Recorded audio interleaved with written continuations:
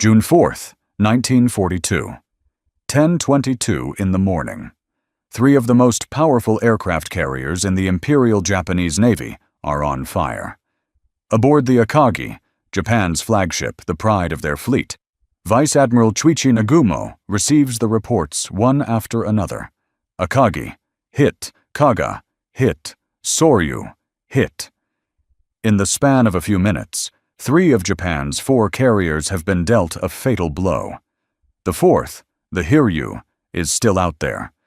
She is already preparing her counterstrike. But Nagumo, standing among the reports, is not thinking about the Hiryu. He doesn't understand what just happened to the other 3. And he doesn't understand why. Not because he lacked information, not because the Americans had prepared better than he expected, but because of a single sentence written in the dark hours of that same morning, before a single shot had been fired, that no one on his staff had ever questioned. After the war, that sentence appeared in Japan's internal battle records. Then someone removed it. One of Nagumo's own officers, the man responsible for compiling the official report of the battle, quietly left it out. He never told the historians. He never told the authors of Japan's official war history series. He carried that omission for 70 years. And then, in 2012, at the end of his life, he finally told a Japanese historian what he had done. According to the Naval War College Review, published by the United States Naval War College, what that sentence contained was the real reason Japan lost the Battle of Midway. We're going to read that sentence today, but first, we need to talk about the man who wrote the version of Midway that you already know, and why even Japan's own historians stopped trusting him decades ago. Here is something most people don't realize.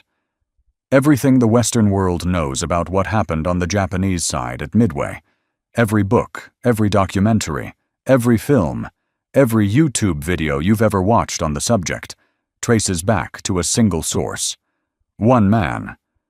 His name was Mitsuo Fuchida. If that name sounds familiar, it should. Fuchida was the senior air officer who led the attack on Pearl Harbor on December 7, 1941. He was present on the Akagi during the Battle of Midway, and when the war ended, he was one of the very few senior officers who had been at the center of both attacks and survived to write about them. In 1955, he published a book, Midway, The Battle That Doomed Japan. It was translated into English almost immediately. American publishers promoted it. American historians cited it. The 1976 film, Midway, the one with Henry Fonda and Hal Holbrook, drew heavily from his account. For the better part of 5 decades, if you were an American trying to understand what happened on the Japanese side of that battle, Fuchida was your primary source. Most people who've written about Midway in English have built on his account, whether they knew it or not. Now step back for a moment. In 1971, 16 years after Fuchida's book came out, Japan released something called the Senshi Sōsho, 102 volumes. It was Japan's official military history of the war, compiled by the Japanese government from internal documents, operational records, and materials that had never been made public. Volume 43 covered the Battle of Midway. It was not translated into English. For decades, 2 versions of the same battle existed side by side, the one Americans were reading, and the one Japan's own historians had produced from their own classified records. They were not the same. Jonathan Parshall spent the better part of 10 years working through Japanese primary sources, documents that had never been used by Western historians writing about the Pacific War. In 2005, he and Anthony Tully published Shattered Sword through the Naval Institute Press. And then, in the spring 2010 edition of the Naval War College Review, the academic journal of the institution that trains America's admirals, Parshall wrote something that is worth reading carefully. He wrote, "Fuchida's impact on the history of the Pacific War has been enormously damaging. in that his elaborations have been parroted for years and handed down as truth on the big screen, on television, and in countless internet chat rooms. That is not a casual opinion from a blogger.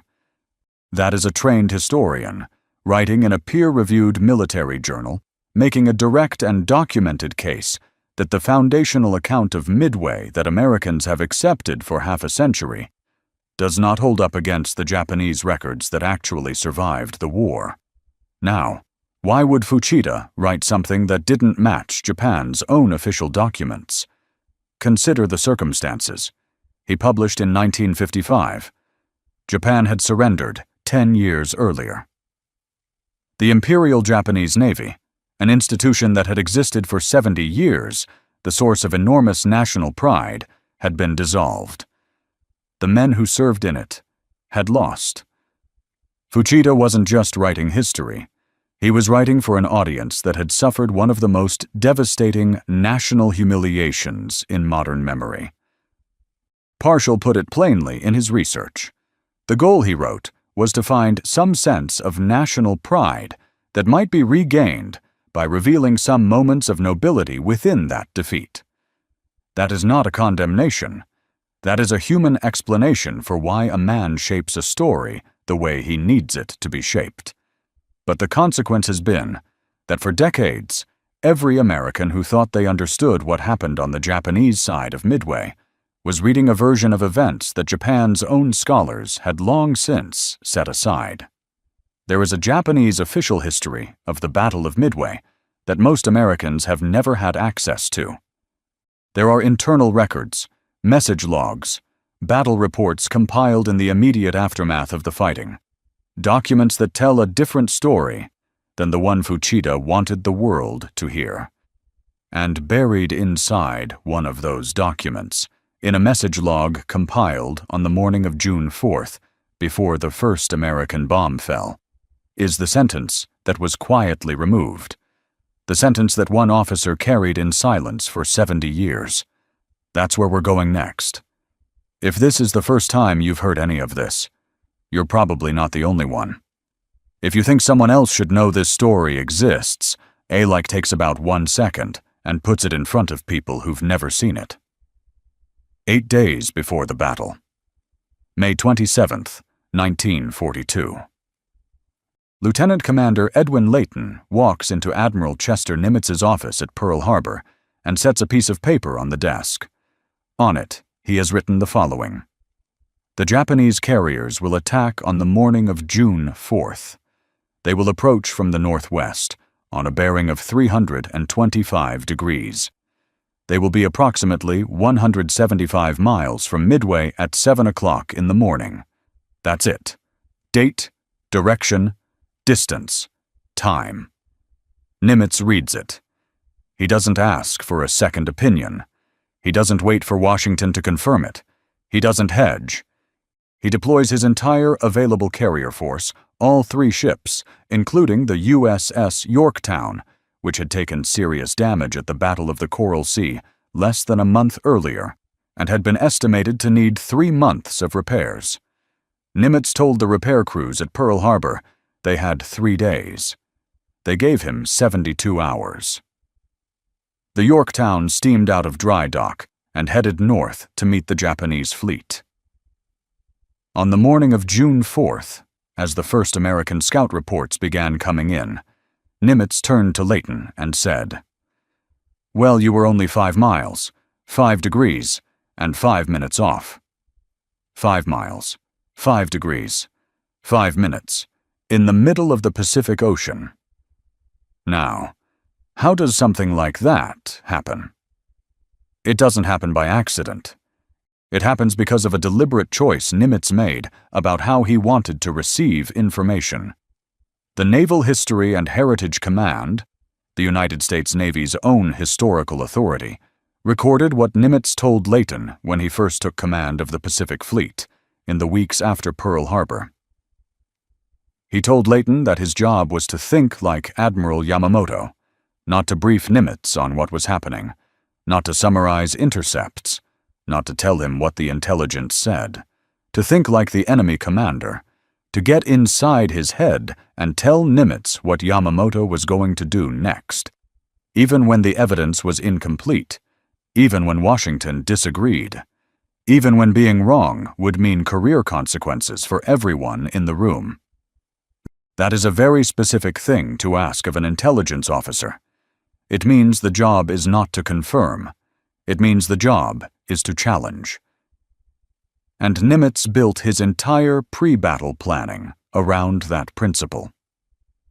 According to Proceedings, the flagship journal of the United States Naval Institute, Nimitz and his staff did not simply accept intelligence estimates at face value. They made a deliberate effort to understand the tradecraft behind the estimates they were receiving. Washington, at that same moment, was telling Nimitz he was wrong. The army on Oahu believed the Japanese were coming back to hit Pearl Harbor again. Naval intelligence in Washington thought the attack would fall somewhere in the South Pacific, possibly Australia, possibly the Aleutians. Nimitz listened to all of it. And then he trusted the two men who had spent years living in Japan, learning the language, studying the culture, and reading Yamamoto's communications with their own eyes. Rochefort and Layton, not because they told him what he wanted to hear, because he understood exactly how they had reached their conclusions. There is one more thing worth knowing about how Nimitz operated. In the spring of 1942, Commander Joseph Rochefort, the head of Station Hypo, the Navy's signals intelligence unit at Pearl Harbor, came to Nimitz with an unusual proposal. The Americans were almost certain that the Japanese target was Midway Island, referred to in Japanese communications only by the code letters AF. Almost certain, but not certain enough. Rochefort proposed a test. He would have the garrison at Midway broadcast an unencrypted message, completely open for anyone to hear, reporting that their freshwater distillation plant had broken down. If the Japanese were planning to hit Midway, their communications would almost certainly reference the water shortage. Nimitz approved it. Within hours, American listening stations intercepted a Japanese transmission reporting that their target, the location designated AF, was running low on fresh water. The identity of the Japanese objective was no longer almost certain. It was confirmed. What Rochefort proposed was a trap built out of information.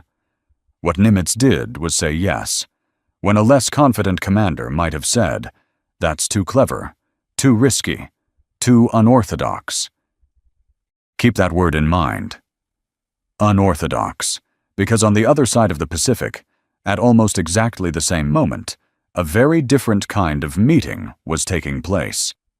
And the men in that room were not in the habit of saying yes to ideas that challenged the plan. We need to go back to the beginning of June 4th, not 10:22 in the morning, when the bombs were already falling. Earlier, much earlier, 5:20 in the morning, local time. The Kido Butai, Japan's carrier strike force, is steaming toward Midway in the darkness. The first wave of aircraft has already been launched to attack the island. On the bridge of the Akagi, Air Staff Officer Yoshioka Tadakazu is compiling the morning's operational log. He records the weather, wind speed, sea state, visibility, the bearing and speed of the fleet, standard entries. And then, before moving on, he writes one more line, a single sentence recording the staff's intelligence estimate for the day ahead. The sentence read, "It is calculated that the enemy Kido Butai will not be encountered today." The enemy carrier force will not be encountered today. That was the official assessment of Nagumo's staff at 5:20 in the morning on June 4th, 1942. Less than 5 hours later, 3 of Japan's 4 carriers were gone. Now, here is what that sentence is not. It is not a tactical error. It is not a failure of nerve. It is not a decision made under pressure by a man who should have known better. It is something quieter than that, and more consequential. According to the Naval War College Review, Spring 2015, published by the United States Naval War College, that sentence is evidence of something that shaped everything that followed on June 4th. The journal's authors wrote, Nagumo and his staff did not expect, and therefore did not even prepare for, contact with an enemy carrier force on the morning of June 4th. Everything that followed flows from this faulty estimate of the situation. Everything that followed. The rearming of the aircraft, the delays, the confusion on the flight decks, the 40 minutes of indecision that everyone has spent 80 years arguing about. All of it flows from one thing: a staff that went into battle without ever genuinely asking whether American carriers might be waiting for them. Not because the question was impossible, because the question was never asked. Think about what Leighton was doing at roughly the same hour on the other side of the Pacific. He was sitting with his charts and his intercepts, building a picture of exactly where the Japanese fleet would be, when it would arrive, and what it would do. He had been asked to think like the enemy. On the Akagi, no one had been asked to think like the Americans. The assessment was not a prediction. It was an assumption. And assumptions, unlike predictions, do not require evidence. They only require confidence. Now we come to the second part of this story. The sentence Yoshioka wrote that morning was included in the raw message log. After the battle, when Yoshioka was assigned the task of compiling the official post-battle report, what historians have since called the Nagumo Report, he made a decision. He left that sentence out. He did not misplace it. He did not forget it. He removed it. The official report that went up the chain of command, the report that would become part of the permanent record of the Imperial Japanese Navy, did not contain the line that said the staff had not expected to find American carriers that morning. And then, decades later, when Japan was compiling its official war history, the Senshi Sōsho, the 102-volume series drawn from internal military records, Yoshioka did not tell the historians about it then either. According to the Naval War College Review, the omission was not even disclosed to the writers of the Senshi Sōsho. The official history of the war did not know the sentence existed. Yoshioka kept it to himself for 70 years. In 2012, a Japanese historian named Mori Shiro published a book called Midway Kaizen, Naval Battle of Midway. It contained interviews with surviving participants, some of them released only after the subjects had died. One of the most significant was with Yoshioka himself. In that interview, Yoshioka admitted what he had done. He acknowledged the omission, and he told Mori why. He said he had removed it, in his own words, to protect the Navy's reputation. The Naval War College Review, analyzing his admission, was direct about what the deletion meant, that there had been, among a select group of surviving officers, an understanding about how the defeat at Midway was to be presented to history. The mental unreadiness of the Kido Butai for encountering an American carrier force on the morning of June 4th. That was to be downplayed, suppressed if possible. Instead, the story that would be told was one of misfortune and timing, bad luck, narrow margins, the fog of war, not an assumption that was never challenged, not a staff that went to battle having already decided the Americans wouldn't be there. It is worth pausing here to consider what Yoshioka was actually protecting. By 1942, the Imperial Japanese Navy had existed as an institution for 70 years. It had won at Tsushima in 1905. It had surprised the world at Pearl Harbor. Its officers were trained from childhood to believe that the Navy represented something larger than any individual battle. Yoshioka was not protecting himself. He was protecting that. That is not an excuse. It is a fact. And it explains something about why the sentence stayed missing for as long as it did. There is one more layer to this. Japan's own official war history, the Senshi Sōsho, Volume 43, contains a finding that sits quietly alongside everything else we've discussed. It concerns the mechanics of what would have had to happen on the Japanese carriers for Nagumo to mount any kind of response, even if he had received a warning in time. The Senshi Sōsho states that the procedure for bringing aircraft up from the hangars, positioning them on the flight deck, arming them, fueling them, and preparing them for launch would have taken, at minimum, 40 minutes. 40 minutes, even if Nagumo had known, even if the question had been asked, even if someone on his staff had looked at the intelligence that morning and said, "Wait." The carriers couldn't have responded in time. Which means the problem was not just one sentence in a morning log. It was a system, built entirely around the assumption that surprise would always belong to Japan. A system with no contingency for the morning it didn't. Now consider the 40 minutes of decisions that everyone has spent decades arguing about. Between 7:15 and roughly 8 o'clock that morning, Nagumo received 3 separate pieces of contradictory information in less than an hour. At 7:15, he ordered his reserve aircraft to swap their torpedoes for land attack bombs for a second strike on Midway. His scout planes had reported no American ships in the area. At 7:28, one of his scout planes reported 10 enemy surface ships to the northeast. No carriers mentioned. Nagumo halted the rearming. At 7:45, a follow-up report. One of the ships appeared to be a carrier. Now his flight decks were covered with aircraft in mid-rearm, some with bombs, some with torpedoes, fuel lines running across the deck, ordnance stacked in the open. And his first strike wave was already returning from Midway, low on fuel, needing to land. The Naval War College Review, the same 2015 analysis that identified the deleted sentence, makes a point that is easy to miss in the decades of criticism directed at Nagumo. It states that his decisions, given the information he had at each moment, were not unreasonable. Each individual choice, viewed in isolation, had a logic to it. The problem was not that Nagumo made bad decisions under pressure. The problem was that he was making decisions inside a situation that his own staff's morning assessment had told him would never exist. He was improvising inside a scenario that his command had already concluded was impossible. The sentence that said the American carriers would not be encountered today. That sentence set the frame for everything.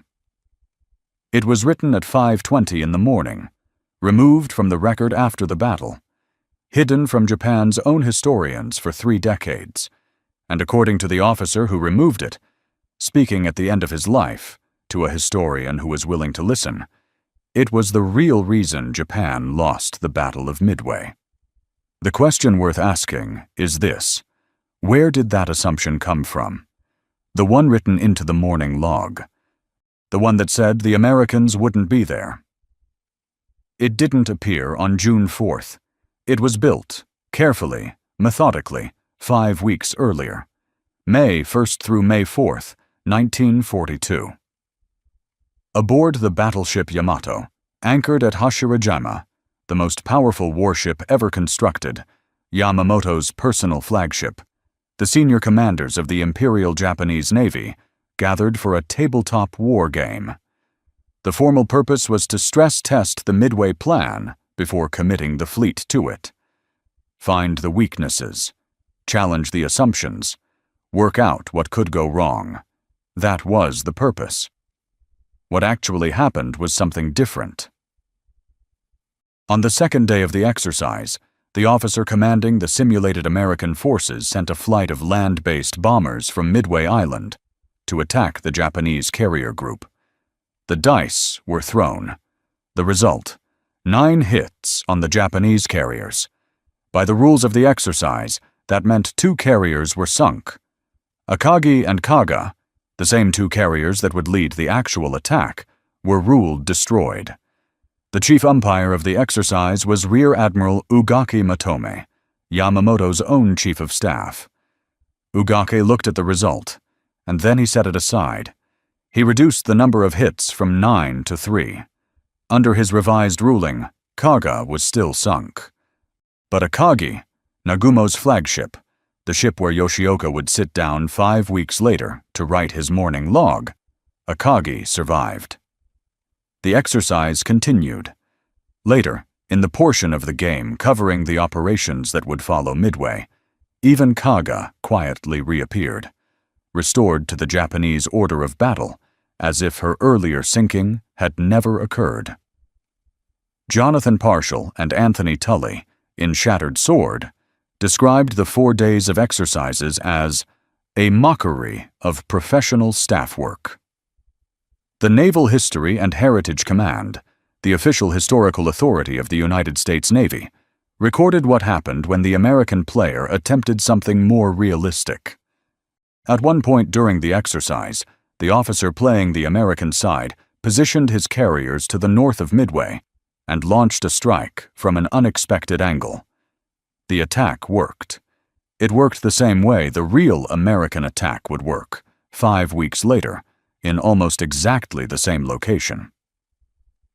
The Naval History and Heritage Command noted that his actions were ruled impossible by the umpire, and the Japanese game losses were restored. His name is not recorded in any document that has survived the war. He played the Americans correctly. He was told that wasn't how the Americans would fight, and the planning session moved on. There was one more moment worth knowing about.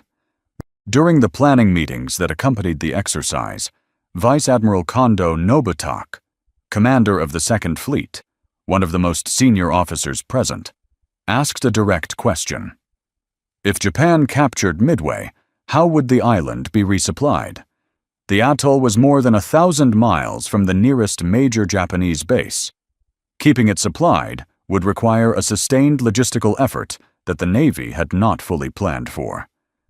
Yamamoto's own chief of staff acknowledged that resupply might not be possible.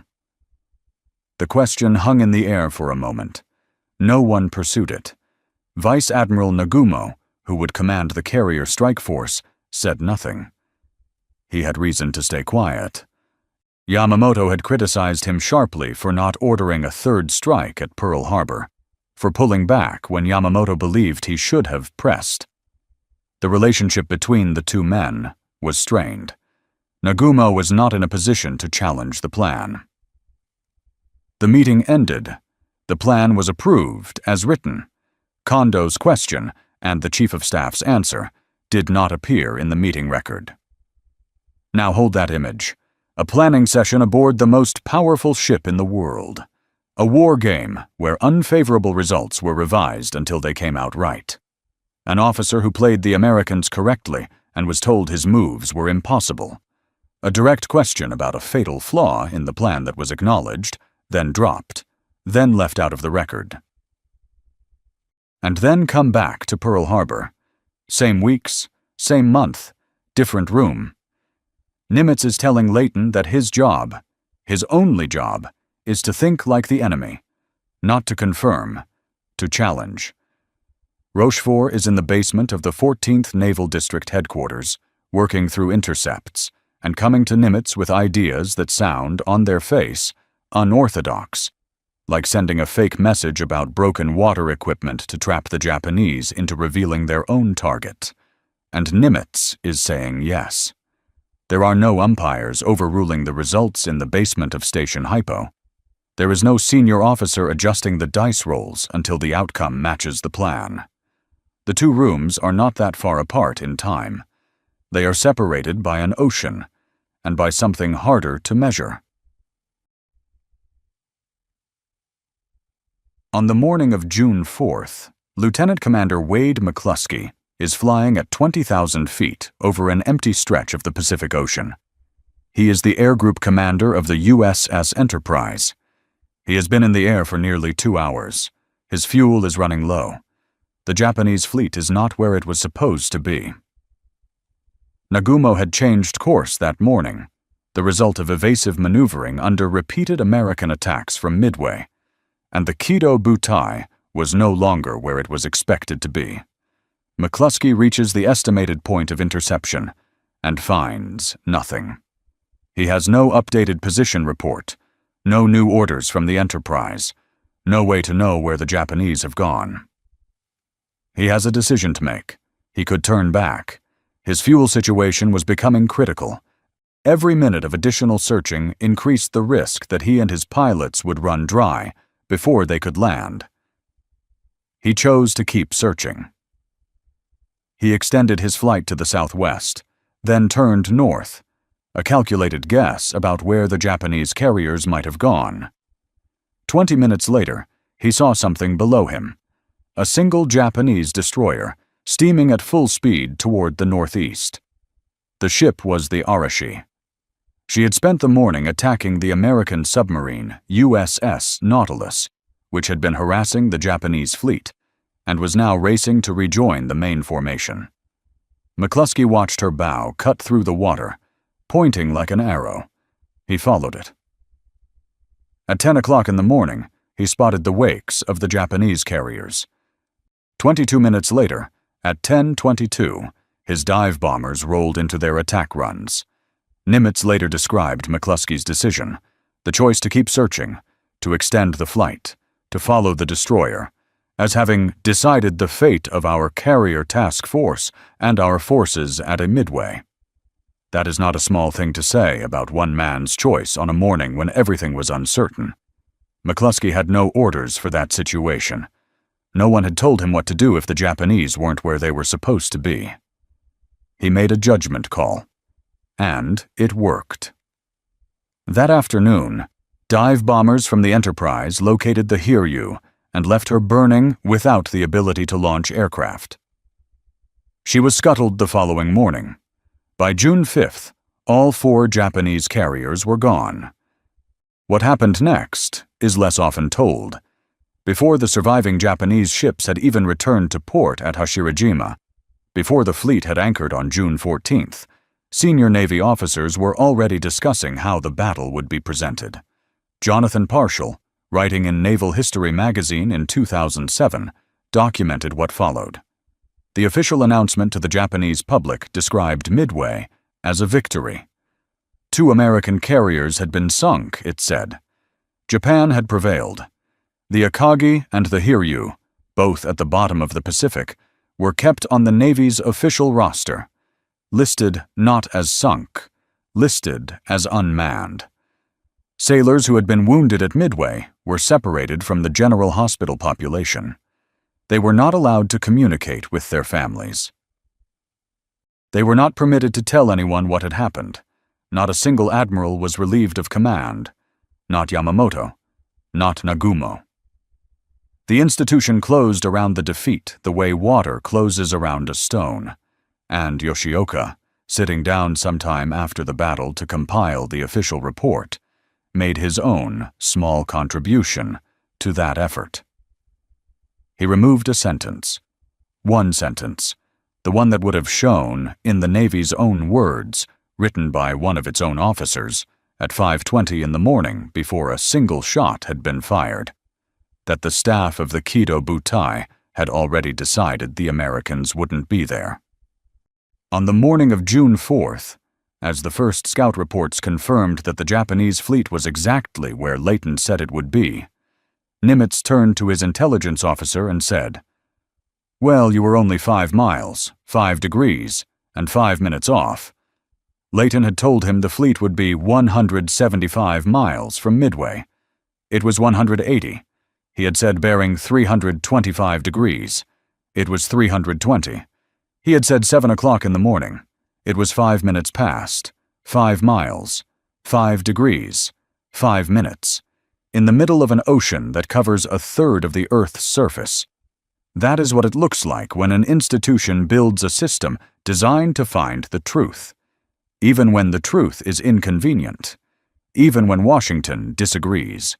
Even when the answer changes the plan entirely. On the other side of that ocean, an institution built a system designed to protect the plan, even when the war game said it would fail. Even when an officer asked a question that had no comfortable answer. Even when the morning log recorded an assumption that the enemy would simply not appear.